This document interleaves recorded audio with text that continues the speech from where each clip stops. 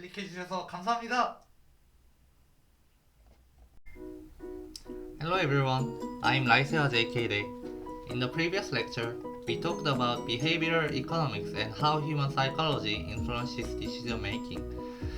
Today we are going to discuss one of the most controversial financial innovations of the modern era, cryptocurrency. What exactly is cryptocurrency? Why was Bitcoin created? Can money exist without governments or banks? Why do some people believe cryptocurrency could change the future of finance? And why do others consider it dangerous or speculative? Today we will explore digital money, blockchain technology, Bitcoin, and the economic debate surrounding cryptocurrency. Let's begin. First, what is money? Before we discuss cryptocurrency, we need to understand money itself.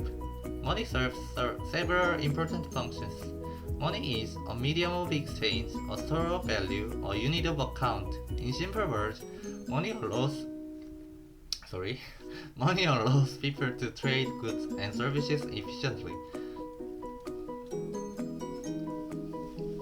Instead of exchanging chickens for bread directly, people use money as a common system of value. Historically, many things have been used as money: gold, silver, shares, paper currency. Modern money is usually issued and controlled by governments and central banks. People trust money partly because governments support and regulate it. Now here is the important question. What if money existed without a central authority?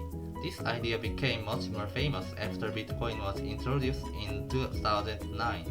Bitcoin was created by a mysterious person or group using the name Satoshi Nakamoto. The idea behind Bitcoin was revolutionary, a decentralized digital currency that operates without central banks or governments. Now let's talk about blockchain. Blockchain is the core technology behind many cryptocurrencies. A blockchain is essentially a digital ledger. It records transactions across many computers instead of storing information in one central place. Because many participants verify transactions together, blockchain systems are designed to reduce fraud and manipulation. This decentralized structure is one reason cryptocurrency supporters find blockchain technology attractive. Now let's discuss why some people support cryptocurrency. One major reason is decentralization. Supporters argue that the traditional financial systems give too much power to governments, banks, and financial institutions. Cryptocurrency attempts to create financial systems that operate independently of centralized control. Some supporters also believe cryptocurrency can increase financial freedom and privacy. Another reason is inflation concerns. Remember our lecture about inflation. Some cryptocurrencies such as Bitcoin have limited supply. For example, only a fixed number of bitcoins can ever exist. Because of this, some people view Bitcoin as protection against inflation and currency devaluation. Supporters sometimes call Bitcoin digital gold. Now let's discuss investment and speculation. Cryptocurrency prices became extremely volatile. Some people earned enormous profits, others lost huge amounts of money. Why? Because cryptocurrency markets are heavily influenced by speculation, hype, fear, investor psychology. Prices can rise or collapse very quickly. This volatility is one reason cryptocurrency remains controversial. Now here is an important criticism. Cryptocurrency faces several major challenges. First, price instability. If a currency changes value dramatically every day, using it as ordinary money becomes difficult. Second, regulation. Governments worry about fraud, illegal transactions, tax evasion, financial instability. Third, security risks. Digital assets can be stolen through hacking or scams. Many people lost large amounts of cryptocurrency permanently. Now let's discuss environmental concerns. Some cryptocurrencies, especially Bitcoin, require enormous computing power. This consumes large amounts of electricity. Critics argue this creates environmental problems. Supporters respond that technology may become more efficient over time. This debate continues today. Now here is something important. Even if some cryptocurrencies fail, blockchain technology itself may still influence the future economy. For example, digital payments, smart contracts, international transactions, digital identity systems. Governments and companies around the world are studying blockchain related technologies. Now let's talk about central bank digital currencies. Interestingly, some governments are developing digital currencies themselves.